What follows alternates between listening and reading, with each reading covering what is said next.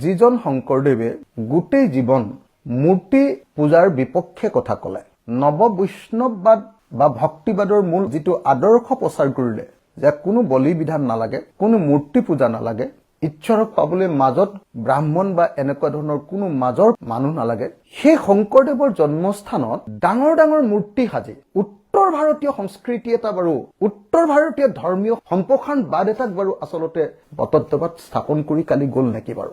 ভালপোৱাৰ নামত হিমন্ত বিশ্ব শৰ্মাই আৰু বৰ্ণবাদী বিজেপি RSS শংকৰদেৱক কালি সন্মান কৰিলে নে কালি শংকৰদেৱক তেওঁৰ নিজৰ জন্মস্থানত তেওঁ আদৰ্শৰ পৰা আঁতৰাই আনিব খুজিলে?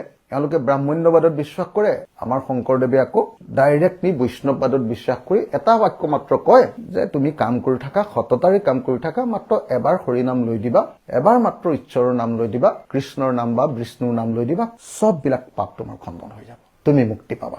আমাৰ শংকৰদেৱক তেওঁলোকে খুব বেয়া পায়, আপোনালোকে জানে চাগে। RSS বিজেপিৰ পৰিকল্পনা অনুসৰি মহাপুৰুষ শ্ৰীমন্ত শংকৰদেৱৰ জন্মস্থান বটদ্ৰৱাত যিমানবিলাক মূৰ্তিৰ বটদ্ৰৱা প্ৰকল্পত বনালে, এইটো মোৰ মতে ভাবি চাবলগীয়া বিষয় যে অসমৰ নামঘৰত কেতিয়াৰ পৰা গেৰুৱা বসন পিন্ধা মানুহ আৰম্ভ হ'ল? অসমত কোনোবা দিন নামঘৰত গেৰুৱা বসন পিন্ধিছিলে নেকি?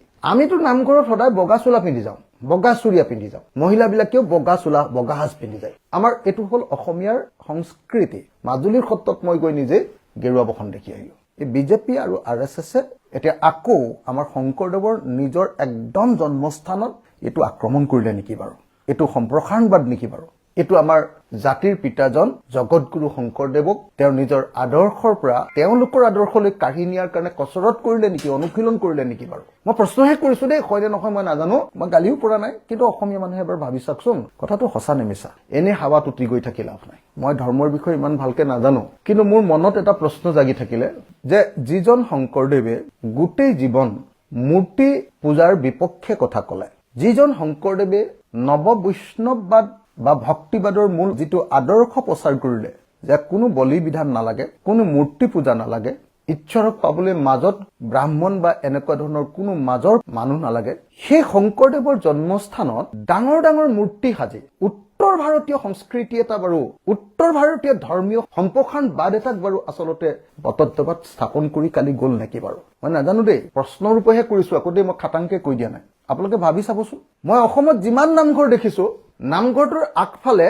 গৰুৰৰ কাঠৰ মূৰ্তি এটাৰ বাহিৰে অন্য কোনো মূৰ্তি আমাৰ নামঘৰত নাথাকে। শংকৰদেৱৰ আদৰ্শটো সেইটো আছিলে বুলি মই জানো। কিন্তু শংকৰদেৱৰ জন্মস্থানত উত্তৰ ভাৰতত যে যেনেকে মন্দিৰ বিলাকৰ আগত ডাঙৰ ডাঙৰ যে মূৰ্তি চূৰ্তি বনায়, তেনেকে দশাৱতাৰৰ আমাৰ 10জন ঈশ্বৰৰ অৱতাৰৰ মূৰ্তি বনাইছে।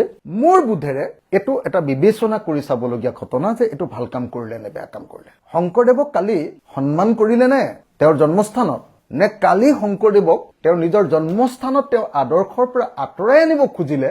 ভালপোৱাৰ নামত হিমন্ত বিশ্ব শৰ্মাই আৰু বৰ্ণবাদী বিজেপি RSS আমাৰ শংকৰদেৱক তেওঁলোকে খুব বেয়া পায়, আপোনালোকে জানে চাগে। এওঁলোকে ব্ৰাহ্মণ্যবাদত বিশ্বাস কৰে, আমাৰ শংকৰদেৱে আকৌ ডাইৰেক্টলি বৈষ্ণৱবাদত বিশ্বাস কৰি এটা বাক্য মাত্ৰ কয় যে তুমি কাম কৰি থাকা, সততাৰে কাম কৰি থাকা, মাত্ৰ এবাৰ হৰি নাম লৈ দিবা, এবাৰ মাত্ৰ ঈশ্বৰৰ নাম লৈ দিবা, কৃষ্ণৰ নাম বা বিষ্ণুৰ নাম লৈ দিবা, সববিলাক পাপ তোমাৰ খণ্ডন হৈ যাব, তুমি মুক্তি পাবা। কিন্তু RSS আকৌ কিহত বিশ্বাস কৰে আপোনালোকে জানেই, বিজেপিয়ে কিহত বিশ্বাস কৰে।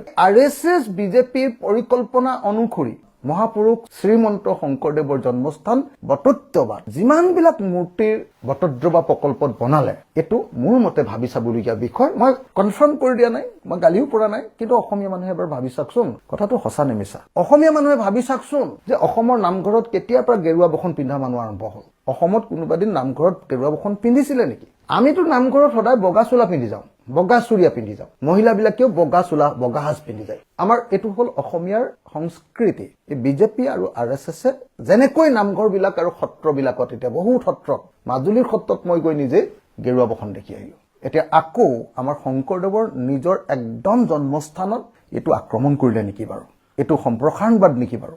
এইটো আমাৰ জাতিৰ পিতাজন জগতগুৰু শংকৰদেৱক তেওঁৰ নিজৰ আদৰ্শৰ পৰা তেওঁলোকৰ আদৰ্শলৈ কাঢ়ি নিয়াৰ কাৰণে কচৰত কৰিলে নেকি, অনুশীলন কৰিলে নেকি বাৰু? মই প্ৰশ্নহে কৰিছো দেই, হয় নে নহয় মই নাজানো, অসমীয়া মানুহে ভাবি চাব, এনে হাৱাত উটি গৈ থাকি লাভ নাই।